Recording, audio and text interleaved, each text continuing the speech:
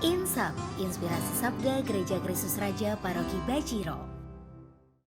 Saudara yang dikasihi Tuhan, kita berjumpa kembali dalam Inspirasi Sabda Gereja Kristus Raja Bajiro, Yogyakarta. Hari ini Jumat 30 September 2022.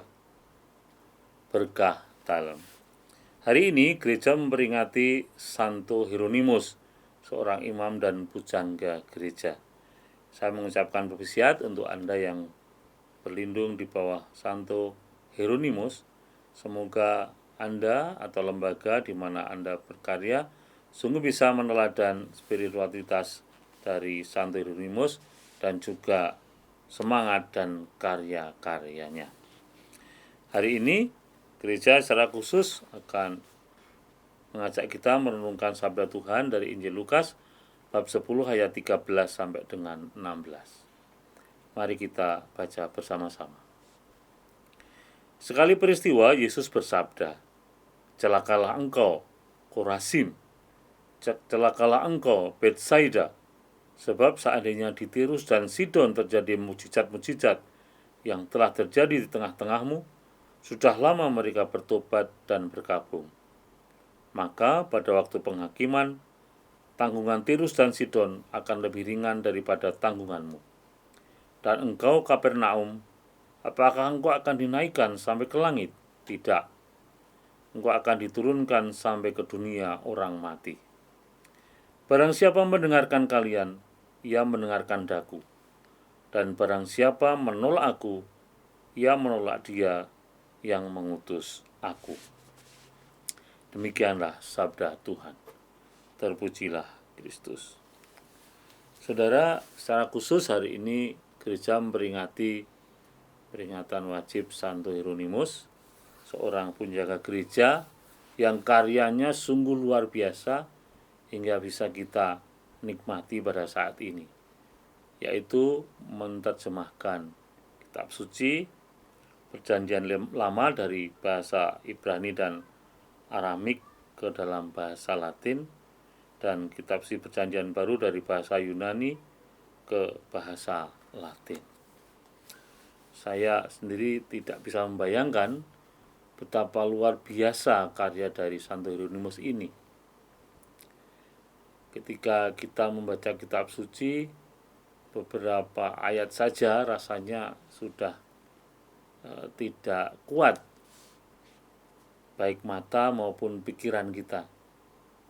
Tetapi Santo Hieronymus mampu menerjemahkan kitab suci Perjanjian Lama dan Perjanjian Baru. Sungguh luar biasa.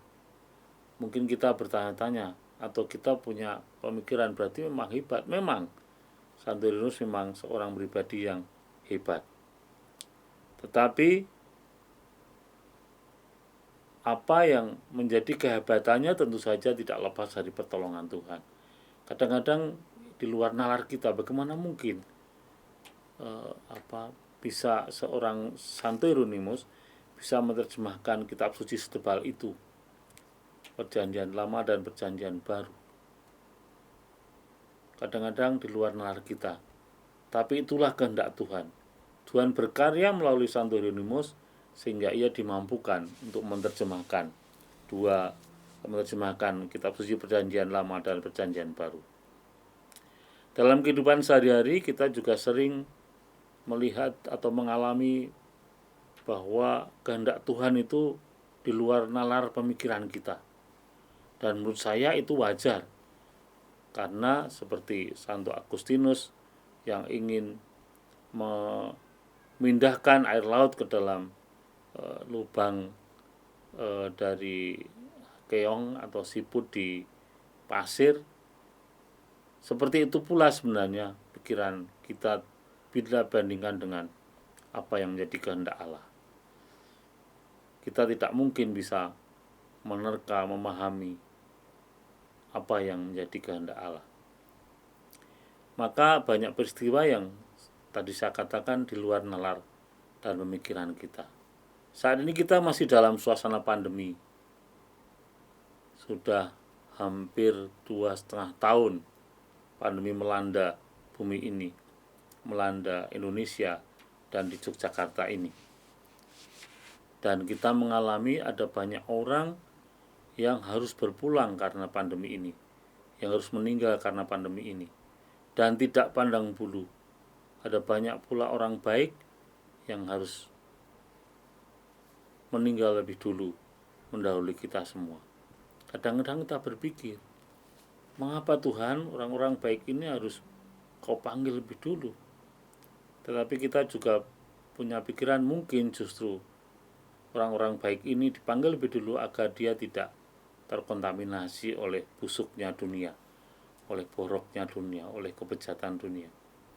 Tapi di sisi lain kita juga, lalu siapa yang bisa memberikan teladan kebaikan kalau orang-orang baik harus dipanggil dulu?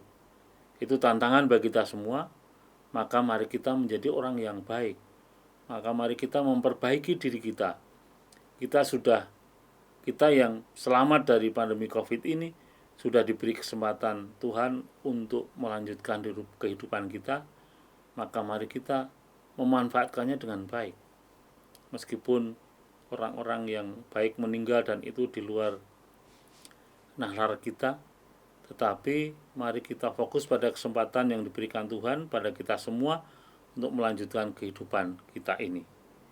Ingat, kalau kita berkarya, kalau kita mewartakan sabda Tuhan di tengah-tengah masyarakat dalam bentuk karya-karya konkret dalam kehidupan kita sehari-hari, Tuhan sendiri sudah mengatakan, barang siapa mendengarkan kalian, ia mendengarkan daku, dan barang siapa menolak aku, ia menolak Dia yang mengutus aku. Maka yakinlah Tuhan Yesus selalu menyertai setiap langkah kita. Meskipun ada banyak hal di luar nalar yang sering kita alami, tapi pasrahkan saja pada Tuhan, karena Tuhan pasti punya kehendak yang terbaik untuk kehidupan kita semua. Berkah dalam.